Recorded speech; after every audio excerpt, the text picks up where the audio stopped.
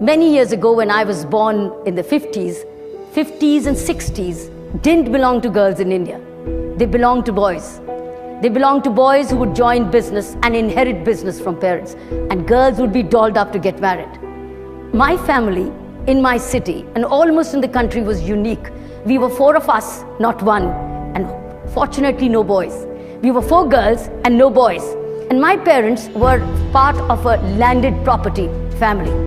My father defied his own grandfather, almost to the point of disinheritance, because he decided to educate all 4 of us.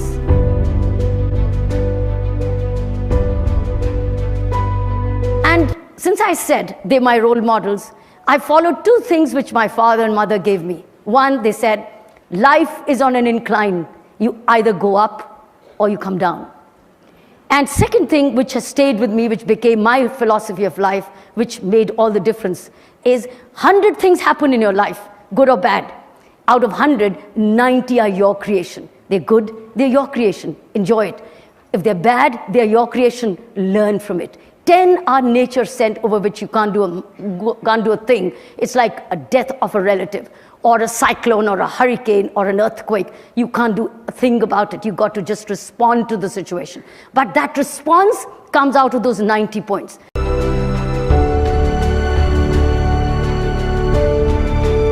This is what comes next.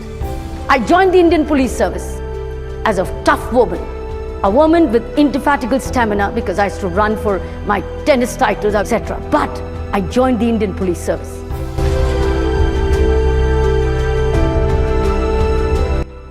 And then it was a new pattern of policing. For me, the policing stood for power to correct, power to prevent, and power to detect. This is something like a new definition ever given in policing in India, the power to prevent. Because normally it was always said power to detect, and that's it, or power to punish. But I decided no, it's a power to prevent, because that's what I learned when I was growing up. How do I prevent the 10 and never make it more than 10?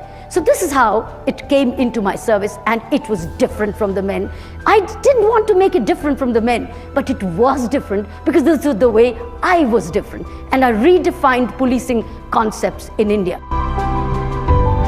What you see, if you see the title called PM's Car Held, this is the first time Prime Minister of India was given a parking ticket. That's the first time in India, and I can tell you, this is the last time you're hearing about it. Here I got a prison assignment. This was a prison assignment, which is one big den of criminals.